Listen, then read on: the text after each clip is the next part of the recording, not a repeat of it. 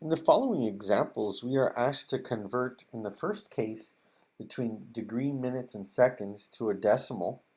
And here we're given a decimal, and then we're asked to go to degree, minutes, seconds. So what I've given you here is just this handy conversion chart.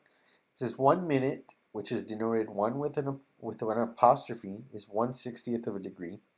And 1 second, which is 1 with this kind of quotation mark, is 1/3600th of a degree. Okay, so let's see here. I've got 53 degrees, all right, and I've got 39 minutes. So let's think about this for a second. 39 is, I'm going to add it, of course, 39 out of how many? 60 minutes. There you go.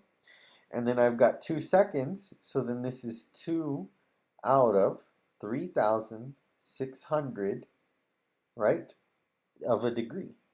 Okay, so let's see what I get here.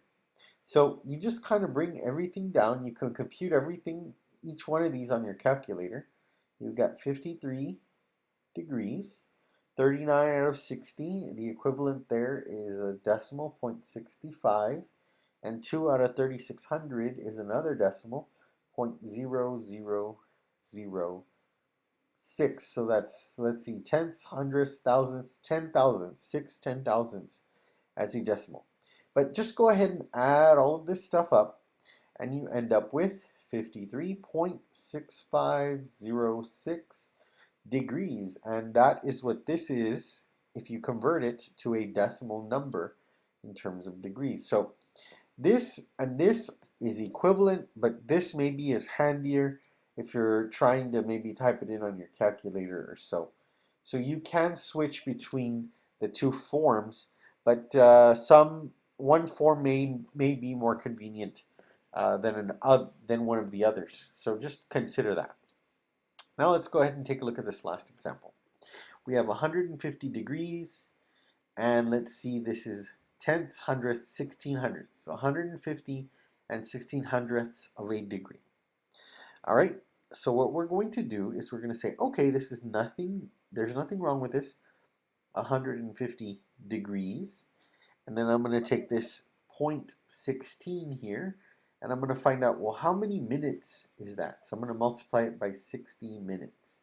Okay, and it turns out you do the quick computation on your calculator, 150 degrees plus, and this is about 9.6 minutes. Okay, great, but we still don't want a decimal. Okay, so I'm going to take this 150 degrees.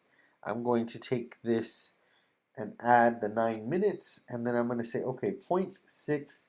Now, normally, when I've given this question, students will say, okay, well, now you multiply it by 3,600.